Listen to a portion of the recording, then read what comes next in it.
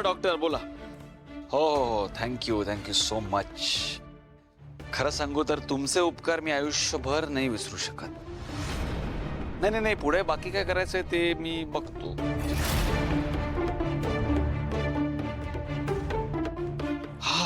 बापरे.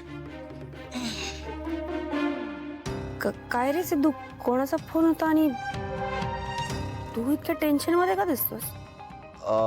हो, हॉस्पिटल मधनं कॉल होता. पप्पा ज्या दिवशी गेले ना त्या दिवशीचं सीसीटीव्ही फुटेज त्यांच्या त्या टेक्निकल टीमने एकदम क्लिअर केलेलं आहे. आणि त्या दिवशी एक बाई तिकडे गेली होती. ती बाई कोण होती ना ते सुद्धा कळलेलं आहे. उत्तम बातमी. तू का टेन्शन घेतलंस? कोण होती ती बाई? आपल्या ओळखीची आहे का? तेवढं तर मला माहित नाही, पण आता ज्या अर्थी पप्पांच्या जीवावर उठली होती ती म्हणजे कोणतरी ओळखीचीच असणार ना. आणि हॉस्पिटल मधल्या लोकांनी ते पोलिसांकडे सगळे रिपोर्ट्स पाठवलेत, तर मग आता बघूया. डायरेक्ट पोलीस म्हणजे सगळ्यात अगोदर त्यांनी ते फुटेज आपल्याला द्यायला पाहिजे ना. असं कसं? माहित नाही हो, पण कसं आहे आता पोलीस एकदाच्या केस मध्ये इन्व्हॉल्व्ह झाले की खरं सांगू तर आपल्या हातात काही राहत नाही ना. पुढंच मला आधी जाणून घ्यायचं होतं की ती बाई नेमकी कोण होती.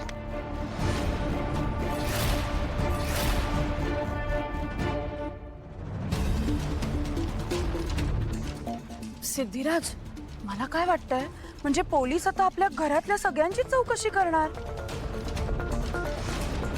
कोण कुठे होतं, नक्की त्या दिवशी काय घडलं, सगळं विचारणार ना ते. नाही, हे सगळं तर होणार असतं काय. एक मिनिट, चौकशी म्हणजे माझी पण चौकशी होणार का? तुम्हा सगळ्यांना तर माहिती आहे ना, मी मीटिंगला गेले होते. वहिनी, तुम्ही एवढा का स्वतःबद्दल विचार करताय? तर चौकशी होणार तर सगळ्यांचीच होणार ना. इतका विचार करण्यासारखं काय? हो ना. आणि आपण जर का काही केलंच नाहीये तर घाबरायचं कारण काय?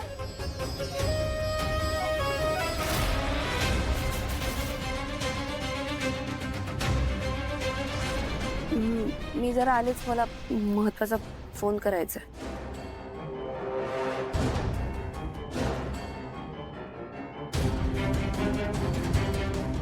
हो ना. आता आपल्याला सगळं सत्य कळलं.